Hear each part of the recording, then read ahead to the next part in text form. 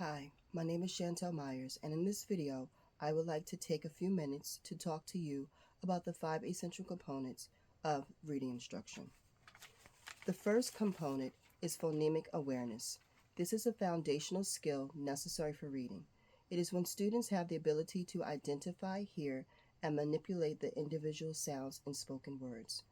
An activity that can be conducted in the classroom is clapping names.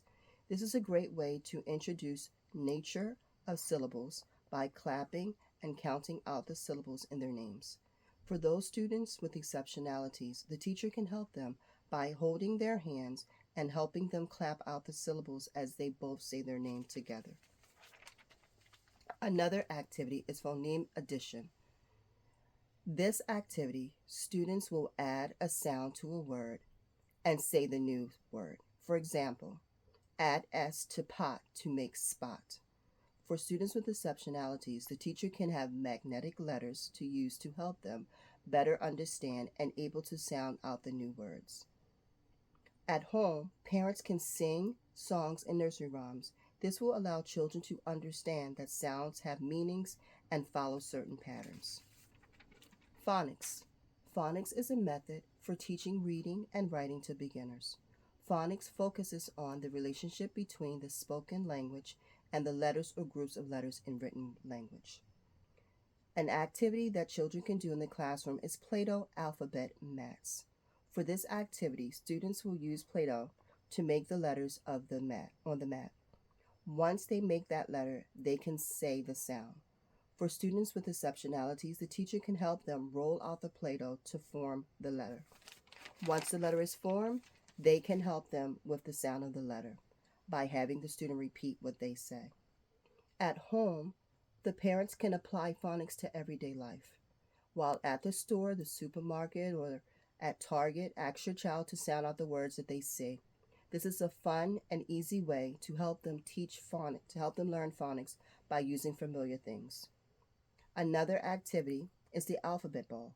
Teachers can write letters on a ball big enough to throw. Each child will have a chance to have the ball tossed to them. Whoever catches the ball calls out the first letter that they see, and they have to make that sound. For students with exceptionalities, the teacher can have another student throw the ball to the student, and they can help them catch the ball, and together they can make the sound of the letter that's on the ball. Vocabulary is a list of words that students may know and understand. Vocabulary plays an important part in learning to read. A game that children love and one that can be done in the classroom is I Spy. The teachers will describe the object in the classroom, and the students will have to guess what it is and go look for it. For the students with exceptionalities, the teacher will describe the object and show them a picture to help them locate the object in the room. Another activity is Once Upon a Time. For this activity, teachers can pick a familiar book that the students know.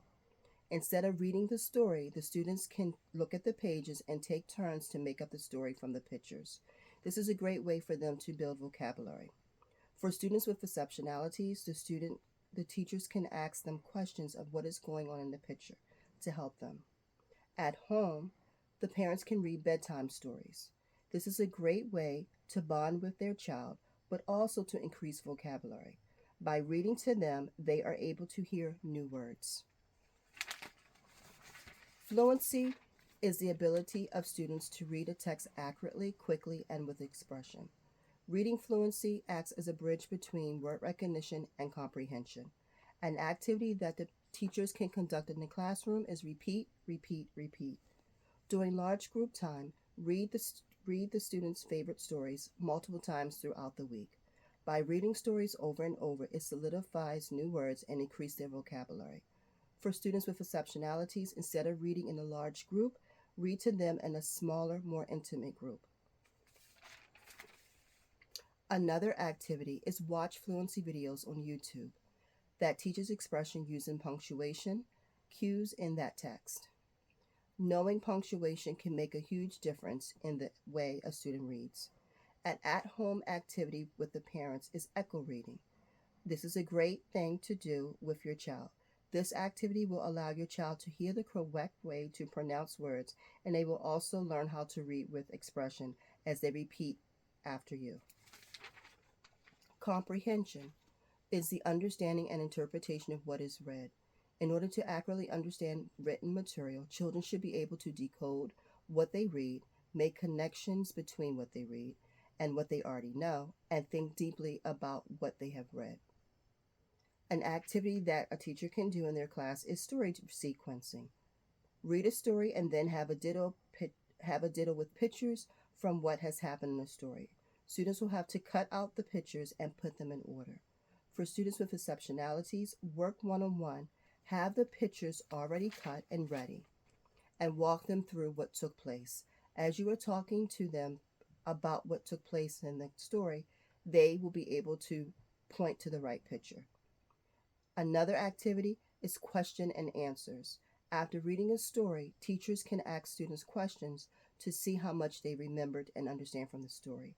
Teachers can also ask students questions that answer what, when, where, and who.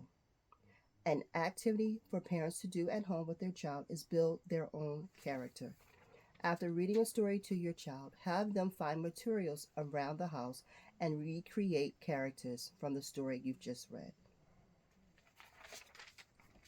I want to thank you for taking the time to listen to my video and to learn more about the 5 essential components of reading instruction. Thank you.